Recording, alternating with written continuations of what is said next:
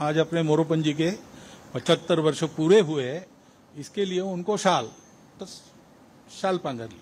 75 वर्ष का आपने किया, लेकिन मैं इसका अर्थ जानता हूं। 75 वर्ष की शाल जब उड़ी जाती है तब उसका अर्थ यह होता है कि अब आपकी आयु हो गई, अब जरा बाजू हमको करने दो। आज अपने मोरोपंत जी के 75 वर्ष पूरे हुए, इसके लिए उनको शाल पांजर ली। आणि मग म्हटलं थोडंसं बोला, तर ते म्हणे कशाला बोलायचं, नाही बोला, आग्रह झाला। ते उभे राहिले। उभे राहिल्यावर स्वाभाविक मोरोपंतांचं बोलणं जे कार्यकर्ते जरा हसऱ्या चेहऱ्याने पाहायचे, तो ते म्हणायचे कि मेरी मुश्किल ये है कि मैं खड़ा होता तो लोग हंसने लगते,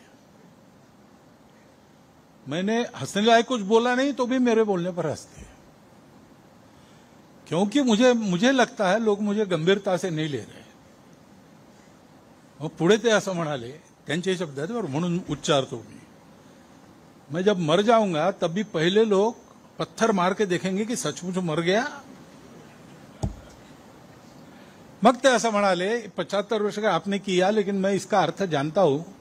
75 वर्ष की शाल जब उड़ी जाती है तब उसका अर्थ यह होता है कि अब आपकी आयु हो गई, अब जरा बाजू हमको करने दो। म्हणजे त्यांच्या गौरवाकरता गौरवाचा भाव मनात घेऊन हे सगळं होतं, त्याच्यात तो गौरव आपल्याला चिकटू नये ह्याची ते स्वतःच काळजी घ्यायचे आणि असा विनोदाचा सुरा चालवून तो चिकटणारा गौरव सगळा सोलून बाहेर टाकायचे। हे मनुष्याचं व्यक्तित्व जेव्हा विलीन होतं, आपल्याकडे एका गीतात उल्लेख आहे, त्या अहंकार कोशात कोंडून पडे पुरुषार्थ, तो कोश दुभंगुनी होत हे विशाल जीवना आता, जगतास देऊ मानवता संघ हीच जीवन गाथा।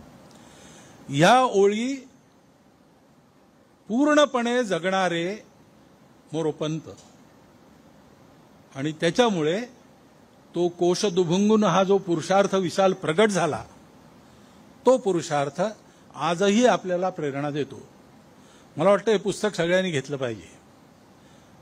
आणखी स्वयंसेवक आज जे नसतील इथे त्यांना सांगितलं पाहिजे, कारण जसं डॉक्टर हेडगेवारांचं चरित्र संघाच्या लोकांनी पुन्हा पुन्हा वाचलं पाहिजे, तसं ही एक चरित्र आहे जे आपण पुन्हा पुन्हा वाचलं पाहिजे आणि वाचून त्याच्यातून योग्य बोध घेतला पाहिजे।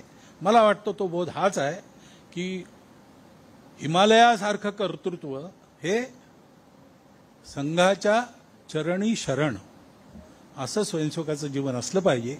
हा स्वयंसेवकाच्या जीवनाचा वस्तुपाठ आपण सगळ्यांनी या पुस्तकातून प्राप्त करावा आणि तुझे तेज अंगी शतांशाचं डॉक्टरांबरोबर म्हणतो तसं मोरोपंतांचंही काही शतांशांनी हे समर्पण आणि हे कर्तृत्व आपल्या वाट्याला आलं तर दाही दिशा उजळून टाकायची आपली जी मनीषा आहे ती मनीषा लवकरात लवकर पूर्ण होईल।